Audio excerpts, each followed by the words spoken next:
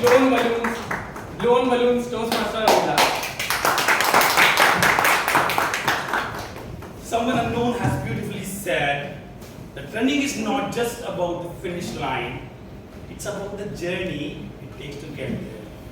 So good morning, fellow toastmasters in the guys. Good morning. How many of you exercise, walk or run or do any kind of physical exercise at least thrice a week? Great. I'm glad to see such a humongous response. And I'll tell you a story. 2 weeks back, exactly 2 weeks back, on 26th of March, I achieved one of the biggest goals of my life, one of the long-awaited dream of my life. That was to run a marathon. Can anybody tell me how many kilometers you will have to cover to complete a half marathon? 21 kilometers exactly. And do you really think it's an achievement for someone like me to complete a half marathon? Yes. Definitely yes. And what if I tell you that the person who completed his first half marathon 2 weeks back was born handicapped? Yes, I am repeating this again. This man standing in front of you was born handicapped, and I completed my first half marathon 2 weeks back. When I was born, my right foot was twisted from ankle and was constantly touching the upper left thigh. I was treated at Hindu Rao Hospital. And with the grace of God and love and care and the struggle of my parents, I was able to walk, run, and play any sort of sports at the disposal of my child. And since then, since my childhood, I have been immensely involved in sports. See, you name a sports, I like cricket, I play table tennis, I play badminton, volleyball, you name a sports and you will find me playing that sports. And the time came when the whole world was standstill, COVID hit. I was also affected with the COVID. Not because I got the COVID, but I ate a lot during lockdown. And I can be 10 kilograms. And those 10 kilograms of the weight impacted my professional life, my personal life, and my sports life.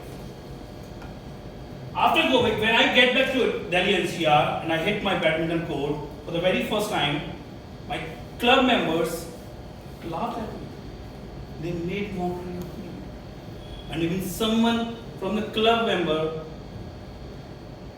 told me and called me a balloon. A balloon that too a blown one. After a couple of days, I stopped playing badminton. I was highly demotivated because I was not at the peak of my game and I was not having that kind of strength to be there on the court and compete against those competitors.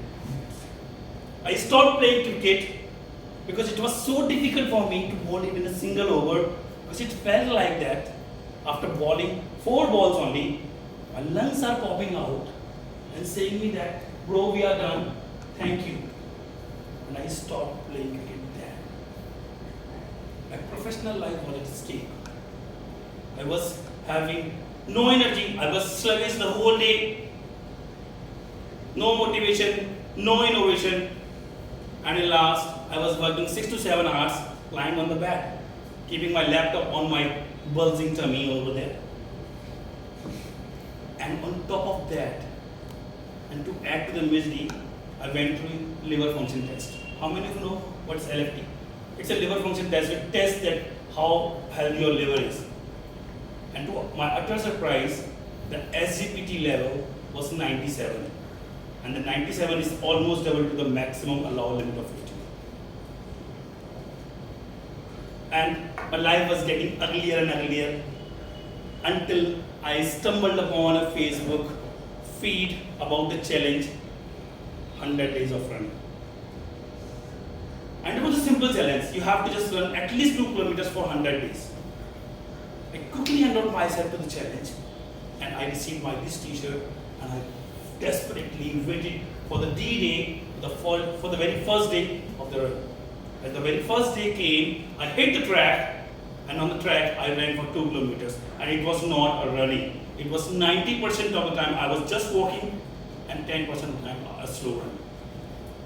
And during that phase, I was reading a book. The title is Atomic Habits by James Clear. How many of you have heard the name or even read the book? Quite a few.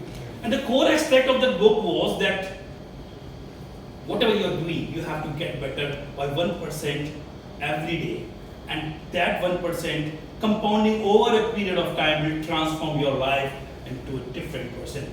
And what I did, whenever I hit the track, the thought kept on hitting my head. And I kept running.